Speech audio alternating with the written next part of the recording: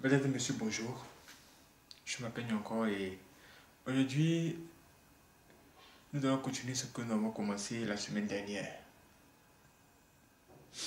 Le message de ce matin, c'est en 2022, ne mets plus ta confiance dans l'homme. En 2022, ne mets plus ta confiance dans l'homme. La semaine dernière, je vous ai dit en 2022, vraiment, soyez dans la vérité. Aujourd'hui, voici ce que Dieu nous dit. Est-ce que c'est Dieu lui-même qui parle? Allons-y dans Jérémie 17, verset 5 pour comprendre cela. Jérémie 17, verset 5. Il est écrit: ainsi parle l'Éternel. Maudit soit l'homme qui se confie dans l'homme, qui prend la chair pour son appui et qui détourne son cœur de l'Éternel. Maudit soit l'homme qui se confie dans l'homme, qui prend la chair pour son appui et qui détourne son cœur de l'Éternel. Sérieux? Le Seigneur nous dit aujourd'hui, en 2022, si quelqu'un essaie de mettre sa confiance dans l'homme, c'est la malédiction qui va l'accompagner. Si vous abandonnez Dieu et que vous mettez votre confiance dans l'homme, ne soyez pas surpris de ce qui va vous arriver. Si vous abandonnez Dieu pour vous attacher à la chair, vraiment, vous risquez d'être vite déçu. Maintenant, que signifie mettre sa confiance dans l'homme? Qu'est-ce que ça signifie exactement? Mettre sa confiance dans l'homme est égal à se livrer entre les mains de l'homme. Qu'est-ce que vous livrez? Qu'est-ce que vous livrez? Vous livrez votre cœur. Vous vous ouvrez. Vous vous ouvrez à cette personne. Vous ouvrez votre cœur à cette personne. Et on a vu ce qui s'est passé avec Samson et Delilah. Oui. Quand Samson a ouvert son cœur à cette femme-là, Delilah, et qu'il lui a révélé le secret de sa grande force, nous avons vu que le fait qu'il s'est ouvert à elle et qu'il lui a dit son secret, ça donne suite à beaucoup de problèmes, beaucoup d'attaques, beaucoup d'ennuis. C'est ce que Dieu veut que vous évitiez pour l'année prochaine. C'est pourquoi il vous dit ce matin, en 2022, ne mettez plus votre confiance dans l'homme. Ne mettez plus votre confiance dans l'homme. Ok. Le lundi dernier, j'ai tenté de vous expliquer cette histoire, l'histoire de la femme et son bébé. Une femme venait d'accoucher. Elle avait une camarade à qui elle a annoncé cela. Elle a dit: écoute ma chérie, ma copine, ma cocotte, vous savez, comment vous vous appelez vous? Elle dit: je viens d'accoucher. J'ai eu mon enfant. Et elle aussi a dit: oh, c'est une bonne nouvelle, vraiment, c'est une très bonne nouvelle. Un jour, je venais te donner des présents, des savons. Et voici que le jour est venu, elle s'y est rendue. Elle arrive là-bas et les deux commencent à causer. Voici que cette femme qui vient de mettre au monde son enfant va maintenant lui ouvrir son cœur Elle lui dit, écoute, c'est vrai, je viens d'accoucher et tout. Mais, vraiment, j'ai beaucoup de problèmes. J'ai besoin de boulot. Mon mari ne travaille pas en ce moment. Et ça devient un peu difficile. Alors, si tu peux m'aider à trouver n'importe quel boulot, je serai prête à le faire. Juste pour m'occuper de ma famille et de mon bébé. Là, qu'est-ce qui vient de se passer? Elle vient de lui ouvrir son cœur, de lui exposer ce qui est dans son cœur. Ce genre de choses-là, ce sont des choses qu'on garde en secret, on travaille dessus dans la prière. On ouvre son cœur à Dieu dans la prière. Mais quand vous ouvrez votre cœur à l'homme, croyant que l'homme peut vous arranger, si vous êtes tombé sur une mauvaise personne, le fait que vous soyez ouvert à cette personne-là, ça peut vraiment donner suite à beaucoup de problèmes, à beaucoup de malheurs, surtout quand cette personne n'a pas le Saint-Esprit. Si cette personne n'a pas le Saint-Esprit, alors que cette personne t'aide à régler le problème, elle va aller soulever d'autres problèmes pour mettre ça sur ta tête. Et c'est ce qui va se passer ici. Après avoir entendu les problèmes de cette femme qui vient d'accoucher, elle a décidé de lui dire, écoute, bon, je vais y penser. Dès que je trouve quelque chose, je vais t'en parler. Et cette femme est partie.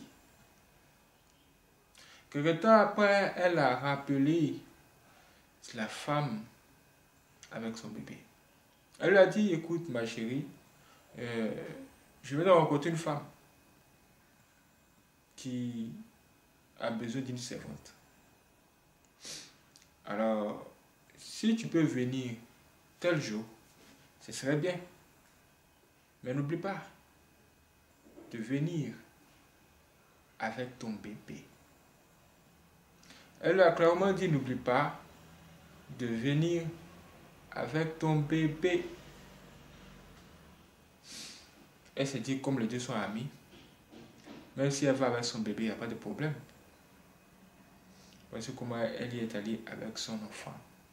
Mais elle ne savait pas ce que l'ennemi lui réservait. Quand on dit souvent, confiez tout ce que vous voulez faire à Dieu.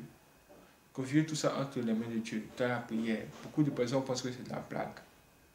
Mais si tu dois voyager, confie cela à Dieu. Ce n'est pas de la blague. Elle arrive là-bas. Elle s'assoit. Et la femme lui dit, est-ce que je t'apporte un peu d'eau? Elle dit oui. Quand la femme est entrée dans la maison, au lieu que ce soit de l'eau simple, de l'eau pure qu'elle envoie, elle envoie une eau dans laquelle elle a mis des somnifères et qu'elle donne maintenant à cette femme qui tenait son bébé en main. Qu'est-ce que les somnifères cherchent dans l'eau là? Qu'est-ce que les somnifères ont à voir avec leur problème? Elle lui donne, la femme, la nouvelle mère, boit l'eau, elle boit tout ça. Quelque temps après, elle commence à se sentir bizarre. Elle commence à voir comme si elle avait sommeil. Elle ne comprend pas. Et elle tenait toujours son bébé en main. Elle se disait, mais qu'est-ce qui ne va pas? C'est quoi ça? Mais elle devait être forte. Voici comment elle a continué à tenir son enfant. À tenir son enfant. La femme qui lui avait tendu ce piège ne s'est pas arrêtée. Elle a décidé de lui amener ce qu'on appelle ragoût, d'igname, ou bien je ne sais pas quoi là. Vous connaissez un peu, les femmes connaissent un peu ça. Dans cette histoire, dans cette nourriture, elle a encore mis d'autres somnifères. Elle a encore mis d'autres somnifères. Waouh! Et la femme est en train de manger quand elle a ressenti encore qu'elle devenait de plus en plus faible. Plus elle mangeait la nourriture de ses soi-disant amis, plus elle devenait faible. Plus elle devenait faible. Elle ne savait pas que elle avait en face d'elle un ennemi au lieu d'avoir un ami. Malgré tout ça, elle ne s'est pas endormie. On va dire que c'est comme Dieu était avec elle. Quelque temps plus tard, l'heure est venue de rentrer. Elle lui a dit, bon, il est 18h30, je vais rentrer puisque la femme dont tu m'as parlé n'est pas venue. Peut-être que prochainement, je vais revenir ici. La femme dit, ok, il n'y a pas de souci, donc je vais te raccompagner, mais permets-moi de me changer un peu. Et puis, je vais te raccompagner. Pendant ce temps, elle part, elle rentre dans la maison. Elle prend une corde, elle met cela dans son sac. Et pendant que la femme qui a le bébé, est devant, elle est derrière avec la corde. Et elle prend la corde pour attacher le cou de la femme. Elle a attaché carrément son cou. Et les enfants de la maison, ses filles sont sorties, elles à leur tour, avec des couteaux pour attaquer la femme qui a le bébé. Imaginez la suite. C'est là les problèmes ont commencé.